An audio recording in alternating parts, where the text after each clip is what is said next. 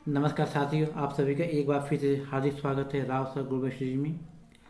आज के इस महत्वपूर्ण एपिसोड में हम विस्तृत चर्चा करेंगे प्राचीन भारतीय इतिहास की।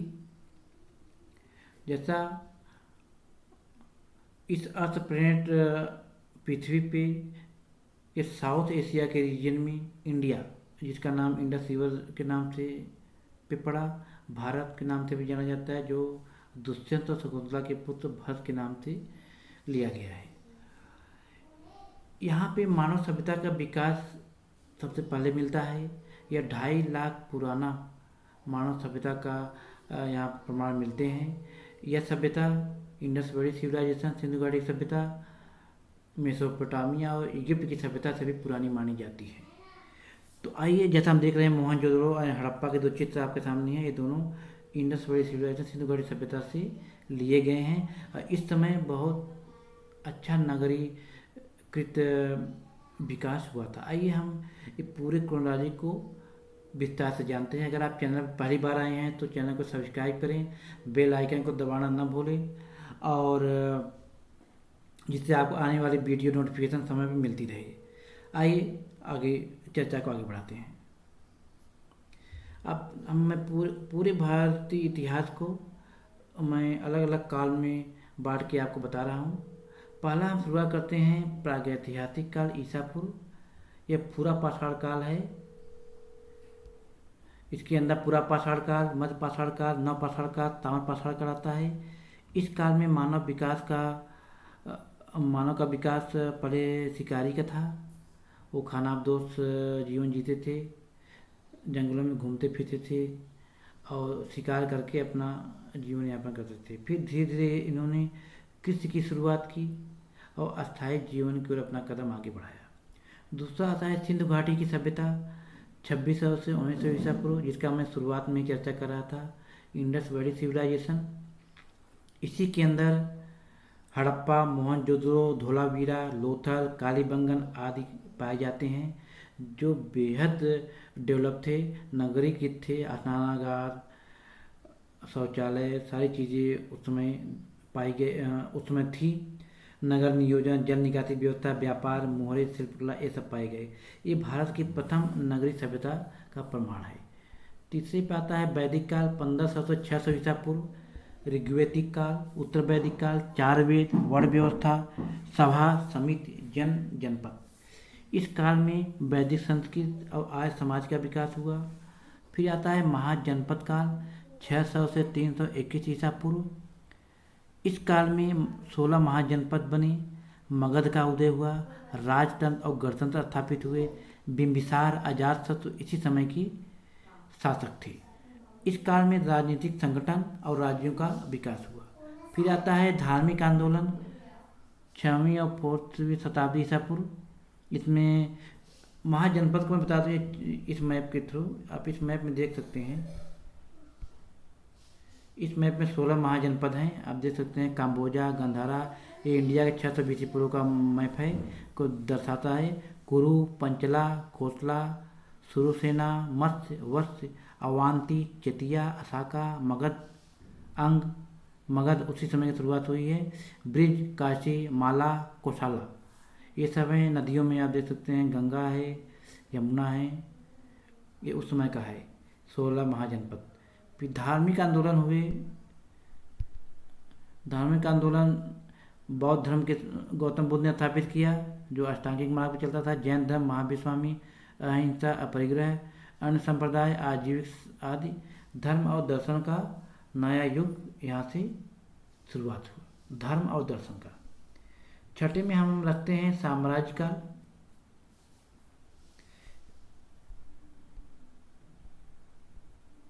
यह साम्राज्य काल है।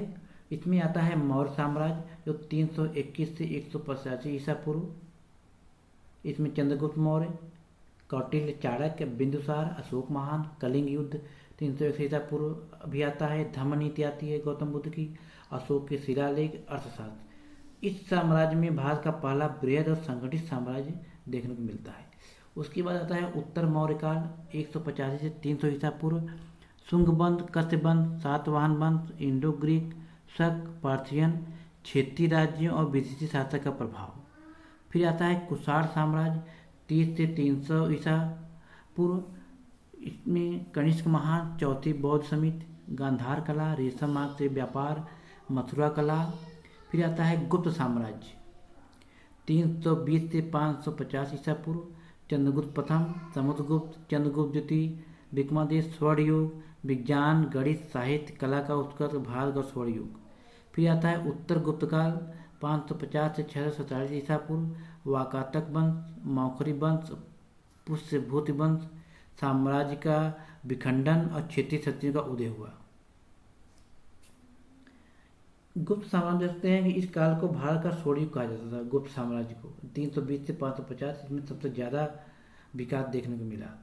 और उत्तर गुप्त काल में क्या कहते हैं, साम्राज्य का विखंडन होना शुरू हुआ, आपस में लड़ाइयाँ शुरू होने लगी, छोटे छोटे साम्राज्य में यह विघटित होने लगा और क्षेत्रीय शक्तियों का उदय हुआ। छोटी छोटी शक्तियाँ उभरने लगी, छोटे छोटे राज्य बना के लोग लड़ने भिड़ने लगे। इसके बाद हर्षवर्धन काल आता है 606 से 647 ईस्वी। हर्षवर्धन इसमें शासक किए और इसमें ह्वेन-त्सांग का आगमन हुआ देश में और प्रयाग सभा, कनौज सभा हुई। यह उत्तर भारत का अंतिम महान हिंदू सम्राट हर्षवर्धन का काल था। इसके बाद कोई हिंदू राजा नहीं हुआ। अब आता है प्राचीन भारत की प्रमुख विशेषताएं क्या क्या रही, इस विकास में क्या क्या, किस किस क्षेत्र में क्या क्या विकास हुआ। इसमें साहित्य में क्या विकास हुए, वेद उपनिषद लिखे गए, रामायण महाभारत लिखा गया, पुराण, बौद्ध साहित्य, जैन साहित्य लिखे गए। कला एवं स्थापत्य में सांची, भरौत, गुफाएं में अजंता, एलोरा, काले भाजा मंदिर स्थापत्य का प्रारंभ हुआ। विज्ञान में प्रौद्योगिकी में क्या हुआ, आर्यभट्ट ने गणित में या भूगोल में खोज की, वराहमिहिर ने खगोल में खोज की, चरक ने आयुर्वेद में नई नई चीज़ें खोज की, सुश्रुत ने शल्य चिकित्सा में। अर्थव्यवस्था में किस आधारित अर्थव्यवस्था थी, ज़्यादा व्यवसाय किस में होता था, लेकिन आंतरिक एवं बाह्य व्यापार भी होते थे। सिक्के, पंचमार्क, स्वर्ण, रजत मुद्राएं थी, श्रेणियाँ, गिल्ड। प्रशासन क्या थे, राजतंत्र एवं गणतंत्र था, मंत्रि परिषद थी, कर व्यवस्था थी, न्याय व्यवस्था थी, ग्राम प्रशासन था। एक नजर डालते हैं कि उसमें कौन कौन से विदेशी यात्री हमारे यहाँ आए उस दौर में। मेगास्थनीज आए चंद्रगुप्त मौर्य के समय, इन्होंने इंडिका की रचना की। फाहयान आए, गुप्त काल में भारत की सामाजिक और धार्मिक स्थिति का वर्णन किया। ह्वेन-त्सांग आए हर्ष काल में, इन्होंने सी युग की ग्रंथ की रचना की। ईट सिंह आए 7वीं शताब्दी, बौद्ध धर्म और शिक्षा प्रणाली का वर्णन किया। इस तरीके से हम भारत के इतिहास को एक काल के बेस पे हम देख सकते हैं। आगे हम और डिटेल देखते हैं इसका क्रोनोलॉजिकल, इसका और भी डिटेल में देखते हैं।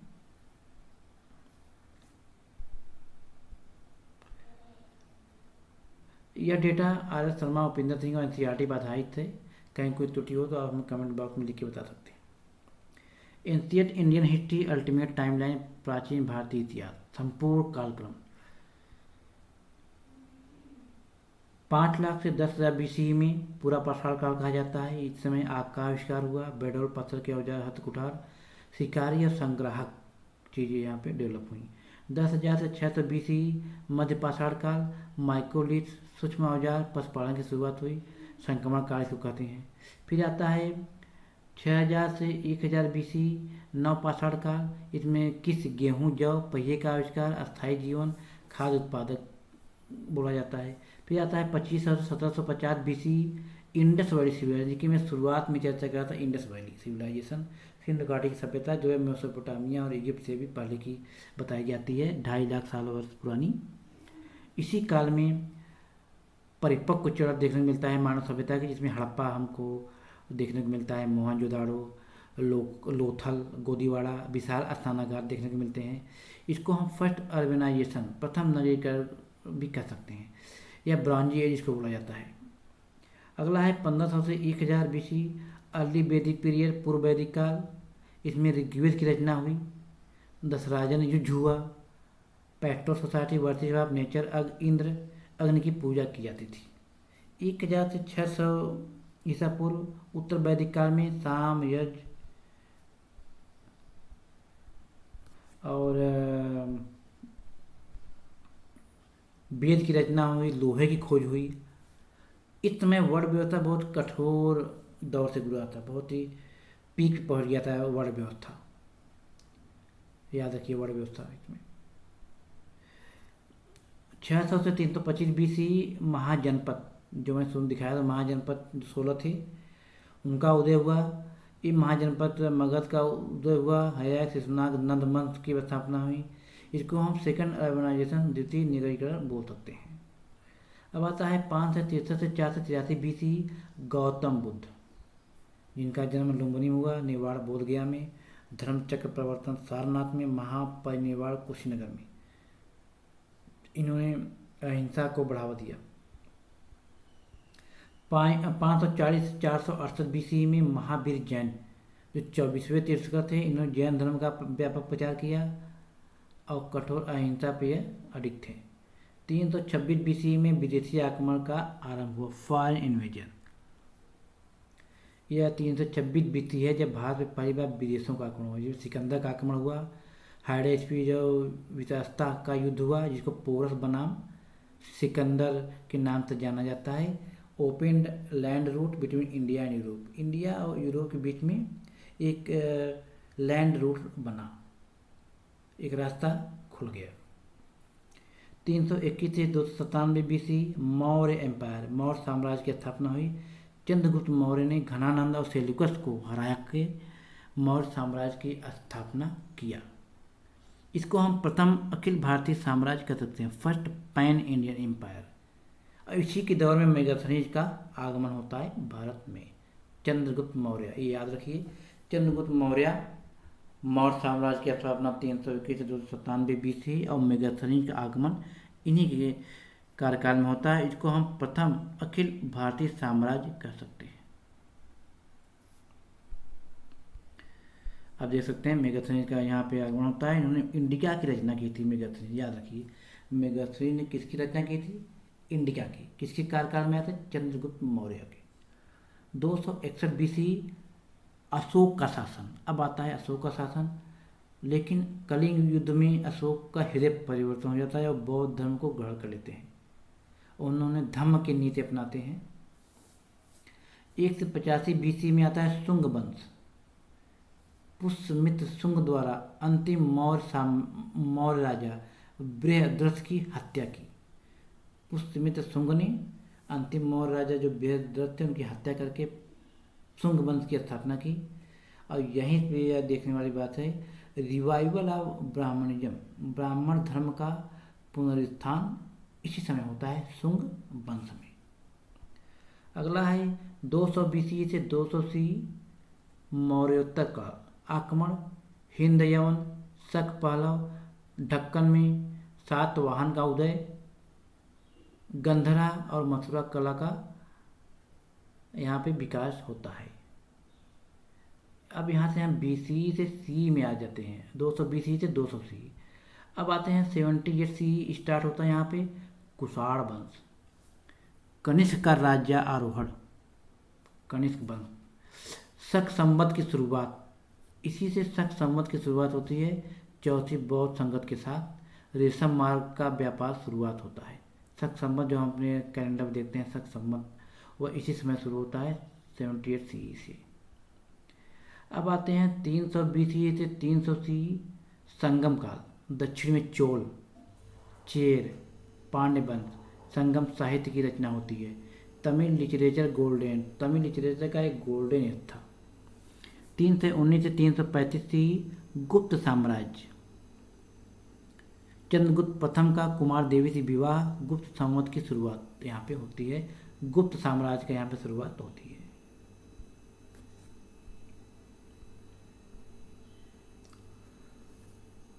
तीन सौ 335 CE समुद्रगुप्त, समुद्रगुप्त जो भारत का नेपोलियन कहा जाता है। सैन्य विजन अभियान, paramountcy of Gupta power, Gupta power का यहाँ पे अब आगमन पिछली बार हो गया था, ये आगे बढ़ाते हैं समुद्रगुप्त। 375 से 415 CE चंद्रगुप्त द्वितीय आते हैं, शकों को हराया, विक्रमादित्य की उपाधि ली। फाहियान की भारत यात्रा इन्हीं के कार्यकाल में होती है। कालिदास को नवरत्नों में शामिल किया जाता है। Golden age of art and literature, यह जो कार्यकाल है आर्ट एंड लिटरेचर का गोल्डन एज था। 455 से 467 सी स्कंदगुप्त हुड़ों के आक्रमण को कैसे विफल किए। डिक्लाइन ऑफ गुप्ता से स्टार्ट आफ्टर हिम।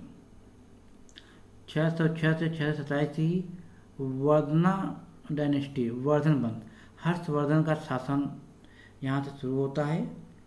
वेनसांग की यात्रा होती है। कन्नौज और प्रयाग मोक्ष परिषद बनते हैं। Last great Hindu emperor of north India.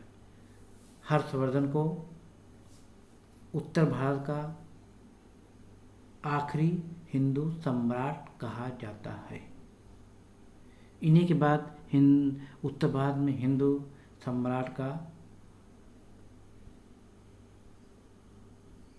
अंत होता है। अब आता है शुरुआत 712 सी अरब आक्रमण, मोहम्मद बिन कासिम द्वारा सिंध पर विजय। First Islamic invasion in India, Bharat में पहला इस्लामिक घुसपैठ होता है मोहम्मद बिन कासिम द्वारा सिंध पर विजय प्राप्त करके। 750 से 1000 सी त्रिपक्षी संघर्ष, कन्नौज के लिए पार पतिहार राजकोट के बीच संघर्ष, weekend output leading to feudalism. 9 से 85 से 144 सी इंपीरियल चोल्स, राजराज प्रथम बृहदेश्वर मंदिर, जेनिथ ऑफ ड्यूडेन एंड चोल साम्राज्य और ये चोल साम्राज्य का स्थापना होती है इसमें राजेंद्र प्रथम दक्षिण पूर्व एशियाई। अब हम देखते हैं यहाँ पे द 4 बुद्धिस्ट काउंसिल, महत्वपूर्ण 4 बौद्ध संगीतियाँ कौन कौन सी है। एक तो है फर्स्ट 483 BC अजात शत्रु, जिनका स्थान था राजगृह। ये अध्यक्ष थे महाकश्यप का, सुत्ता एंड विनया पिता का कंपाइल्ड। सेकंड है 383 BC Kalashoka Shishunaga Vaishali Sabakami. Third 285 BC Ashoka Maurya Pataliputra Moggaliputta दिशा। 472 AD कनिष्का कुशाना कश्मीर कुंदलवैन व सुमित्र। ये 4 बौद्ध संगीतियाँ हैं, इनको याद रखिए। फर्स्ट 483 BC, सेकंड 383 BC वैस Kalashoka, third 250 BC Ashoka, fourth 72 AD Kanishka. ये बहुत जरूरी। आगे हम देखते हैं कि संस्कृत लिटरेचर में क्या क्या डेवलपमेंट हुआ, संस्कृत में क्या क्या चीज़ लिखी गई, एक एक करके देखते हैं। कालिदास, जिन्होंने अभिज्ञान शाकुंतलम की रचना की, राजा दुष्यंत और शकुंतला की प्रेम कहानी को इसमें वर्णित किया। इन्होंने मेघदूतम विरह वेदना का गीत काव्य लिखा। रघुवंशा, रघुकुल के राजाओं का वर्णन किया, रघुवंशा। विशाख दत्त, इन्होंने मुद्दा रक्षक लिखा। चंद्रगुप्त को राजा बनाने के लिए चाणक्य के कूटनीति को इन्होंने इसमें वर्णित किया। शूद्रक, मेकचटिका, मिट्टी की गाड़ी, चारुदत्त और वसंत सेना की कथा। बाणभट्ट, हर्षचरित, राजा हर्षवर्धन की जीवनी है ये। हर्षचरित किसने लिखा? बाणभट्ट ने। इसको याद रखिएगा, बाणभट्ट ने हर्षचरित लिखा। ये राजा हर्षवर्धन की जीवनी। राजा हर्षवर्धन जो आखिरी हिंदू सम्राट थे उत्तर भारत के। इन्होंने कादम्बरी लिखा, विश्व का पहला उपन्यास नावेल माना जाता है। भास, इन्होंने स्वप्नावसादत्तम लिखा, राजा उदयन और वासवदत्ता की कथा। भवभूति, इन्होंने उत्तर रामचरित्र उत्तर रामायण लिखा, सीता परिता का वर्णन इसमें किसने लिखा? भवभूति। आगे बढ़ते हैं, यहाँ पे देखते हैं हरिसेना, इन्होंने लिखा समुद्रगुप्त की विजयों का वर्णन, इलाहाबाद स्तंभ, प्रयाग प्रशस्ति। हरिसेना। फिर आता है grammar polity science technical literature, व्याकरण राजनीति और विज्ञान में क्या क्या विकास हुआ। पाणिनि, अष्टाध्यायी, संस्कृत व्याकरण का आधार पाणिनि इनको जाता है। Oldest grammar text in the world, Ashtadhyayi by Panini. Patanjali Mahabhashya, Panini के सूत्रों पर भाष्य या टीका, basis of yoga and grammar evolution. Kautilya, जिनको चाणक्य के नाम से जानते हैं, इन्होंने अर्थशास्त्र की रचयिता हैं। अर्थशास्त्र लिखा जो राजनीति, कूटनीति और अर्थशास्त्र का समागम है। Guide on running on empire Mauryan, Maurya empire का करता धरता है। कामदंक निसारा, राजनीति का सार, गुप्त काल, बेस्ड ऑन अर्थशास्त्र। आर्यभट्ट, इन्होंने आर्यभट्टिया के नाम से लिखा है मैथमेटिक्स एंड एस्ट्रोनॉमी, गणित और खगोल विज्ञान, शून्य पृथ्वी का गोल, state earth and rotate on it axis. इन्होंने बताया कि अर्थ अपने रोटेट पे, अपने एक्सिस पे घूमती है। आर्यभट्ट। वराह मिहिर, बृहद संहिता, ज्योतिष, वास्तु और मौसम पर विश्वकोश तैयार किया, कंप्रेहेंसिव साइंटिफिक टेक्स्ट। चरक, ये आयुर्वेद के जनक माने जाते हैं। अब इसे आगे बढ़ते हैं। चरक जो चिकित्सा शास्त्र के जनक माने जाते हैं इंडियन मेडिसिन। सुश्रुत सर्जरी, शल्य चिकित्सा के फादर माने जाते हैं सुश्रुत। विश्व शर्मा, ध्यान रखिए, याद रखिए, विश्व शर्मा ये पंचतंत्र के रचयिता हैं। इन्होंने नीति कथाएं लिखी, लेकिन जानवरों के माध्यम से शिक्षा दिया। अलग अलग जानवरों को कहानियों में समावेश करके उन्होंने उस तरीके से समझाया कि नीति को किस तरीके से अपनानी चाहिए। यह Panchatantra translated into most languages globally, पूरे विश्व में के हर लैंग्वेज में, लगभग हर लैंग्वेज को ट्रांसलेट किया गया। वात्स्यायन कामसूत्रा, इन्होंने गृहस्थ जीवन और काम कला के लिए किताब लिखी। Sociological text on urban life, urban life के बारे में क्या था इन्होंने लिखा। आता है अब दक्षिण भारतीय संगम साहित्य। दक्षिण भारत में क्या क्या साहित्य में आगे लिखा गया, किया गया। एक है तोलकापियर, यह तमिल व्याकरण और काव्यशास्त्र का ग्रंथ है। इलांगो अडिगल, नुपुर की कहानी, कोवलम और कन्नगी का फर्स्ट तमिल एपिक है, महाकाव्य है। शीतले सत्यनार, मणिमैथिली बौद्ध धर्म दर्शन पर आधारित, focuses on logic and Buddhism. Thiruvalluvar, नैतिकता, राजनीति और प्रेम, Tamil Veda, known as the Bible of the तमिललैंड।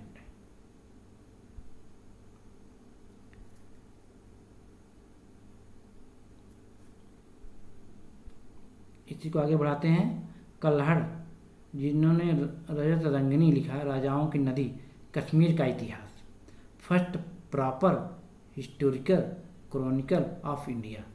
इसको बहुत, जो मैंने हाईलाइट किया है बहुत इंपॉर्टेंट है। जो मैंने हाईलाइट किया है जिस चीज़ पे, वो बहुत ही इंपॉर्टेंट थिंग है, उसको तो याद रखना ही है आपको। वो किसी भी एग्जाम में, किसी भी कॉम्पिटिटिव एग्जाम में जरूर पूछे जाएंगे। लेखक का नाम क्या है? कल्हड़। कौन सी बुक लिखी है? रजत रंगिनी। किस बारे में है यह? राजाओं की नदी, कश्मीर का इतिहास है। बिल्हड़, विक्रमगढ़ चरित्र, चालुक्य राजा विक्रमादित्य खष्ट की जीवनी है। सोमदेव, कथाओं का महासागर, कथा सत्संग इन्होंने लिखा है। Large collection of Indian folk tales. अब आते हैं इस पर, केव आर्किटेक्चर, जो गुफाएं हैं, जो चीज़ें हैं, या इनकी शैली क्या है। ये हर एक एग्जाम पूछा जाता है कि जो भी गुफाएं हैं वो किस शैली पर आधारित है। पहला है भीमबेटका गुफाएं, यह शैल चित्र शिकार, नृत्य और पशुओं के चित्र पर आधारित है। अब आता है बराबर की गुफाएं, मौर्यन अशोका काल में बनाई गई थी, आजीविका संप्रदाय के लिए, दीवारों पर चमकदार पॉलिश के साथ। सांची स्तूप, यह मध्य प्रदेश में है, अशोका मौर्य शुंग वंश का यह द्योतक है। विशाल स्तूप, तोड़ द्वार जिस पर जातक कथाएं अंकित है। अजंता केव, जो हाईलाइटेड है, बहुत इंपॉर्टेंट है, आपको याद करना ही करना है। अजंता की गुफाएं 29 गुफाएं हैं, बौद्ध की, भित्तिचित्र फ्रेस्को के लिए प्रसिद्ध। एलोरा केव्स, एलोरा की गुफाएं हैं, महाराष्ट्र में औरंगाबाद में 34 गुफाएं हैं, हिंदू बौद्ध जैन तीनों के लिए। कैलाश मंदिर है, एक ही चट्टान को ऊपर से नीचे काट कर बनाया गया है। पहले के जो मंदिर बनाया करते थे वह बड़े बड़े चट्टानों को, पहाड़ों को काट के बनाए जाते थे। ये महाराष्ट्र में है। एलिफेंटा की गुफाएं, त्रिमूर्ति शिव महेश मूर्ति की विशाल प्रतिमा है। यह महाराष्ट्र मुंबई में है। एलिफेंटा की गुफाएं डेडिकेटेड टू शैविज्म। अब बादामी गुफाएं, एक कर्नाटका में है, चट्टानों को काट कर बनाई गई मंदिर भी है।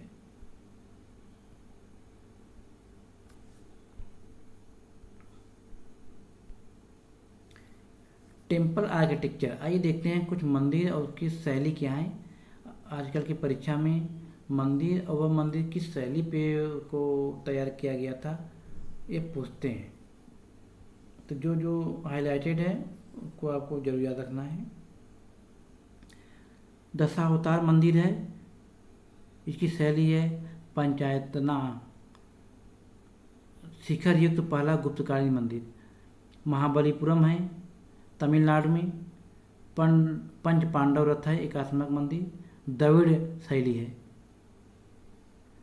फिर क्या है, सोल टेम्पल है महाबलीपुरम में, यह द्रविड़ शैली पे है। दक्षिण भारत का सबसे पुराना संरचनात्मक मंदिर है, यह यूनेस्को वर्ल्ड हेरिटेज है, याद रखिए।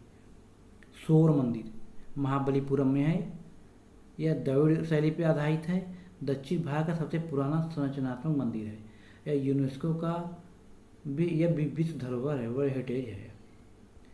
बृहदेश्वर राजराजेश्वर मंदिर, यह तंजावुर में है तमिलनाडु में, यह भी द्रविड़ शैली पे है। कंप्लीटेड 1010 AD में ग्रेनाइट मार्बल से बना है।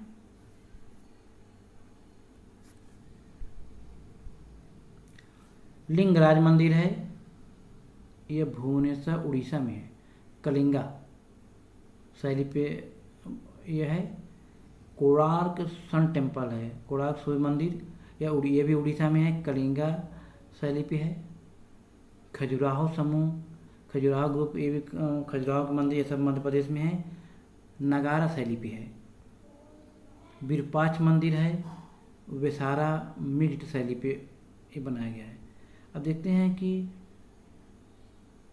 मूर्तिकला और उनकी शैलियाँ क्या है। उसमें जो कला डेवलप हुई पड़ी थी गांधारा कला डेवलप हुई है, जो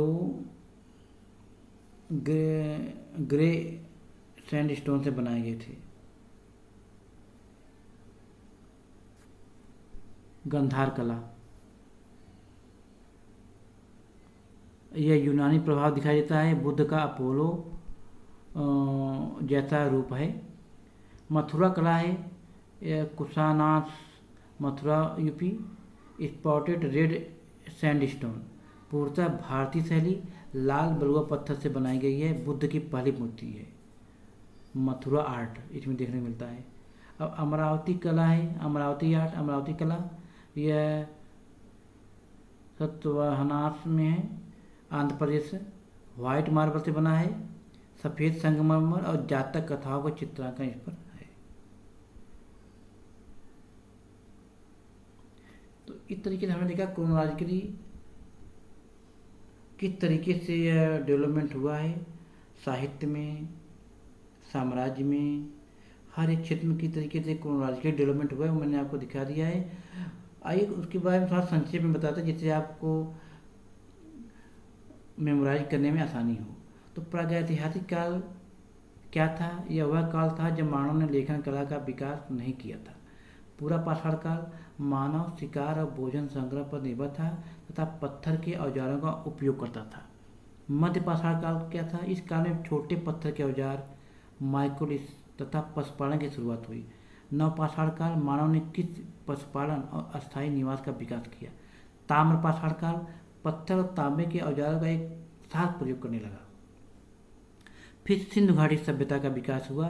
भारत की प्रथम नगरीय सभ्यता जो उत्कृष्ट नगर नियोजन के लिए प्रसिद्ध थी। जैसा मैंने बताया इसमें स्नानागार थे, नालियाँ थी और बहुत नियोजित नगरों का स्थापना किया गया था। वैदिक काल वेदों की रचना तथा आर्य संस्कृत के विकास का काल था। महाकाव्य काल रामायण और महाभारत जैसे महान ग्रंथों की परंपरा का काल जो इसमें लिखा गया। महाजनपद काल भारत में 16 बड़े राज्यों के उदय और राजनीतिक संगठन का काल था। महाजनपद जो 16 महाजनपद मैंने बताया मैप में दिखाया था वो चीज़। मगध का उदय प्राचीन भारत में सबसे शक्तिशाली साम्राज्य के रूप में मगध का विकास हुआ। इस 16 महाजनपदों में से एक था मगध, बड़े बहुत शक्तिशाली साम्राज्य था उस समय का। बौद्ध धर्म गौतम बुद्ध द्वारा स्थापित धर्म जो मध्यम मार्ग और अहिंसा का आधारित था। जैन धर्म भगवान महावीर द्वारा प्रचारित धर्म जो अहिंसा और तपस्या पे बल देता है। फारसी एवं यूनानी आक्रमण उसी के दौरान भारत में बाहरी आक्रमणों का शुरुआत जो मैं बताया था कि सिकंदर जो पहली बार आक्रमण किया और भारत और यूरोप के बीच में एक रास्ता खोल गया। इसके बाद आक्रमण हुए भारत और पश्चिमी देशों के बीच प्रारंभिक राजनीतिक और सांस्कृतिक संपर्क बढ़ा। सिकंदर का आक्रमण 326 ईसा पूर्व में सिकंदर ने उत्तर पश्चिम भारत में आक्रमण किया। उत्तर पश्चिम मौर्य साम्राज्य भारत का पहला विशाल और संगठित साम्राज्य। चंद्रगुप्त मौर्य मौर्य साम्राज्य के संस्थापक और प्रथम सम्राट। चाणक्य चंद्रगुप्त मौर्य के गुरु तथा अर्थशास्त्र के रचयिता। सम्राट अशोक कलिंग युद्ध के बाद बौद्ध धर्म अपनाकर धम्म नीति का प्रचार किया।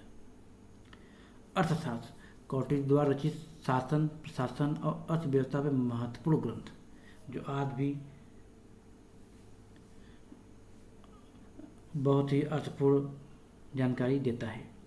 शुंग वंश मौर्य साम्राज्य के बाद स्थापित ब्राह्मण वंश। शुंग वंश यहाँ से ब्राह्मण का वंश का रिवाइजम हुआ और इसकी स्थापना हुई तो इसकी थी। सातवाहन वंश दक्षिण भारत का प्रमुख प्राचीन राजवंश।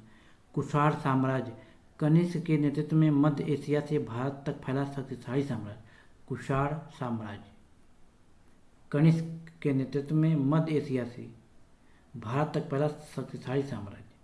कनिष्क चौथी बौद्ध संगीत के संरक्षक और कुषाण शासक। जैसा मैं 4 बौद्ध संगीत आपको बताया उसमें कनिष्क है तो इसके संरक्षक कुषाण शासक थे। संगम युग दक्षिण भारत में तमिल भाषा साहित्य और संस्कृत के उत्सव का काल। संगम युग। गुप्त साम्राज्य भारतीय इतिहास का स्वर्ण युग माने जाने वाला काल गुप्त साम्राज्य। समुद्रगुप्त अपने विजयों के कारण भारत का नेपोलियन कहलाए। चंद्रगुप्त द्वितीय विक्रमादित्य के नाम से प्रसिद्ध गुप्त शासक। हर्षवर्धन उत्तर भारत के अंतिम महान हिंदू सम्राटों में से एक। विदेशी यात्री भारत के सामाजिक आर्थिक और सांस्कृतिक जीवन का विवरण देने वाले विदेशी विद्वान। वेद हिंदू धर्म के सबसे प्राचीन ग्रंथ। उपनिषद आत्मा ब्रह्म और दर्शन पर आधारित वैदिक ग्रंथ। रामायण महर्षि वाल्मीकि द्वारा रचित भगवान राम के जीवन पर आधारित महाकाव्य।